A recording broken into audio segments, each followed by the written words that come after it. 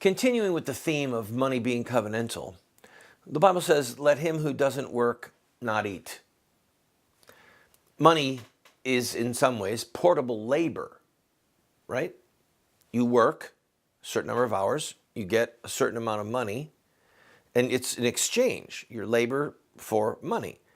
Money in your hand is portable labor. You can go and buy someone to come and work on your house. You're buying their labor. You can go and buy a toaster. Well, that toaster had items that were mined and then molded and then crafted. So you're buying the durable goods, but you're also buying the labor that it took to get that stuff out of the ground and to then manufacture it into the toaster. Money is, in some aspects, it's portable labor. But to go back to the covenantal theme, it says, if a man does not provide for his own household, he's worse than an infidel. So here we see a covenantal duty. A man, head of his home, has a duty to his wife and to his children to provide for them, right? Paul talked about widows. He said, a widow should not be taken into the care of the church unless she is a widow indeed, a true widow. She's at least 60 years old. She has no family whatsoever. And then the church can take care of her financially, okay? Again, an expression of the covenantal use of money. We have a duty to see and watch and take care of where our money goes. Because just as money has a covenantal aspect, the love of money, craving it, wanting it, is the root of all sorts of evil. Some people leave the faith, but even going a step further, money can be, has been, is right now, and will be used to promote and to spread evil deeds. The Saudi Arabian government, the Wahhabi sect, the Wahhabis were a devout group of Orthodox Muslims who wanted to restore true Islam based upon the life of Muhammad and his early successors.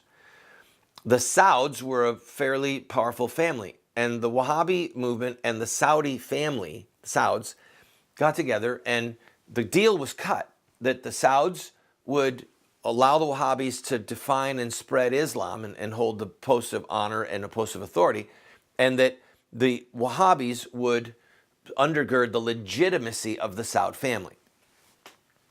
This was when they were a poor country. There was no country called Arabia. It was just called the Arabian Peninsula. There was literally no name for that country. It was the Arabian Peninsula. Well, they took power, but then what happened? They struck black gold. They struck black gold. And almost overnight, the Saudi Arabian Peninsula became a magnificently wealthy country. The Saud family became unthinkably wealthy, and all the cousins and the interweaving with these men with multiple wives, and it's unfathomable to the Western mind how the tentacles and the spiderweb of family connections reach. Osama bin Laden, for example. They are the largest single funder of Islamic terrorism in the world. Saudi Arabian government. I'm sorry, the Saudi Arabian people, the elite, the millionaires, the Sauds at the top, who are getting their money from oil. Largest funder of oil, of terrorism. By the way, how do you think Boko Haram is getting its money? Or ISIS? Some of it is, without question, coming from Saudi Arabia. They've made the connections. Saudi Arabians are funding the Muslim terrorists of Nigeria. But they've also been able to tap into oil lines.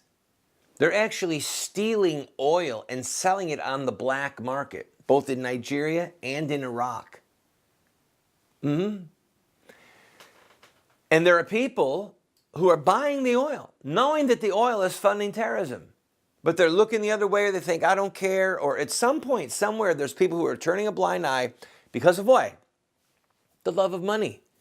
They're buying the oil on the cheap. They're buying it at a discounted rate and they can make more money. The love of money is the root of all sorts of evil. But the neglect of how our money is spent is also a great sin. And I'm talking now about Obama, John Boehner, Mitch McConnell. Let's talk about them when we come back and see how each of them in turn are betraying us.